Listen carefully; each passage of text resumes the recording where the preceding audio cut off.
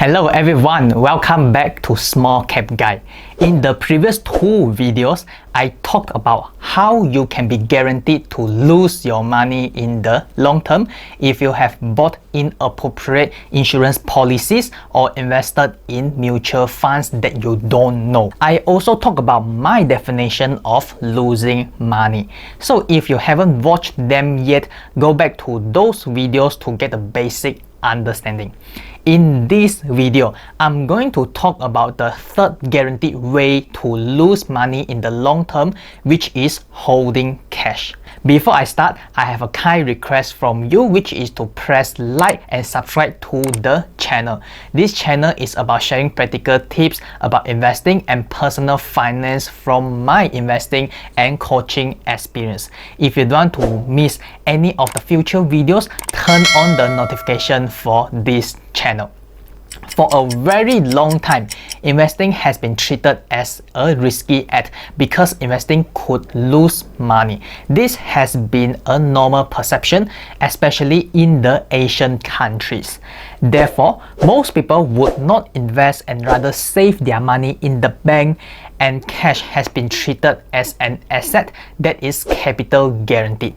Meaning, you won't lose money by saving money, and the bank would give you interest by putting the money there for doing nothing. So why did people in the previous generations prefer to save money rather than invest?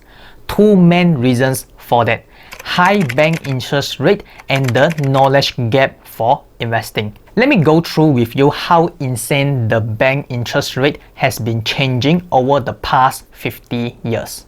I am on the World Bank website right now, showing you the deposit interest rate in Malaysia for the past 50 over years. We have the data from 1966 until 2020. Let's look at the deposit interest rate that you'll be getting when you put your money in the bank. From 1966, you will be getting around 5%, get 5.5% until 1979. It is actually very high return if you compare to right now, but that's not the best thing. The best thing actually happened in 1982. In 1982, when you put your money into the bank, by doing nothing, you'll be getting 9.75% of return. But after that year, the interest rate starts to go down until right now. For the past recent years, we are getting like 3%, 2.9%. Of course, this is not the real rates that you'll be getting. Later, I'll be showing you what is the real rates that you'll be getting when you save your money in the bank. It is not only happening in Malaysia. If I were to go to the UK, for the UK, the deposit interest rate, it has a similar trend. We have got 1960 to 1998. You can see that the deposit interest rate actually increases steadily until 1980. In the UK, it went up to 14.1%. By doing nothing, you put your money into the bank, you're getting 14% return every single year. But the rate also went down until 1998. We were only getting 4.48% if you put your money in the UK bank. So we can actually see the same thing for United States. There is no data available for deposit. We can just take a look at the real interest rate. Then you also see kind of like the same thing. The interest went up in the 1980s, then it came down all the way until the recent years. So we come back and look at this deposit interest rate in Malaysia. And then in 2020, last year, we were getting 1.95%. But this is not the real amount of the interest rate that you'll be getting when you put your money into a savings account. I actually found some of the common banks in Malaysia. The first one that I found, it is in CIMB savings account. So if you put your money in CIMB savings account, how much you'll be getting? The interest rate that you'll be getting, it is like 0.3%. If you put in 3,000 ringgit and above, then it is 0.3% per year. Let's look at Maybank basic saving account. We are getting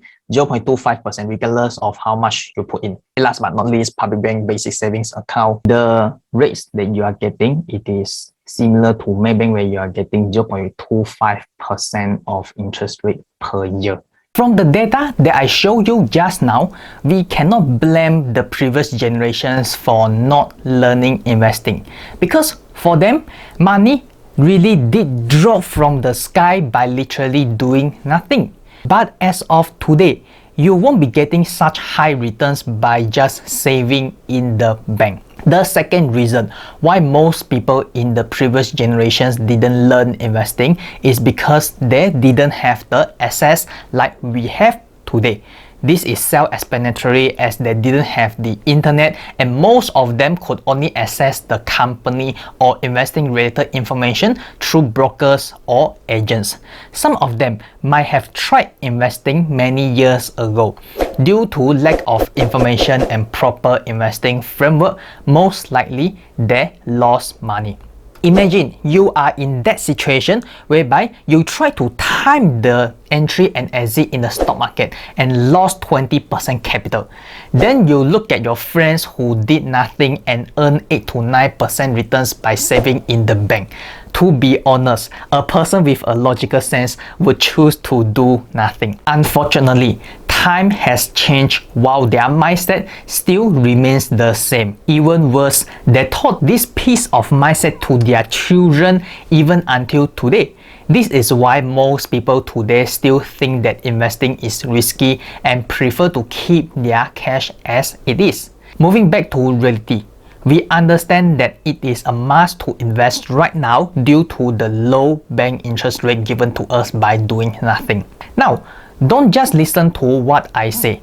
Even fund managers also prove that holding excessive amount of cash in a portfolio would deteriorate the returns over the long run. This is known as cash drag effect. The author of this article is a fund manager, so this person knows what he or she is talking about. What is the cash drag effect? Cash drag effect is a type of performance drag in an investor's portfolio after accounting for inflation. Okay, so in this article, the author defined that cash, it means cash and cash equivalent securities, including the short-term government bonds. It has a tendency to cause a portfolio to underperform. When you hold too much of the cash, low to negative returns from holding cash will pull down the overall returns rate of a portfolio, and this is known as opportunity cost, whereby the investor could actually put this amount of money into higher yield products such as equities in the stock market. Let me go through one example with you to show you how this cash drag works. Okay, to put the cash drag effect into perspective, let's assume that we have got an investor which has got $1 million worth of portfolio, and then he keep aside 25% of his portfolio to be in the cash. And for this offer, he or she defined that the cash holding yields 1%, whereby we all know that cash always have got a negative return every single year. Nevertheless, the first year of investing, this person would actually lose $17,500. Okay, this is known as cash drag. And then over a 30-year period where compounding effect takes place, this will balloon to almost $1.9 million, twice as much as the initial investment. Ultimately, I would like you to treat your cash holding as another stock in your portfolio. Just that the return of this stock is guaranteed a negative a few percent every year. Would you still want to hold this stock in your portfolio? I know I have gone a little bit too biased by telling you how bad holding cash is, but nothing is good if you are doing something too extreme.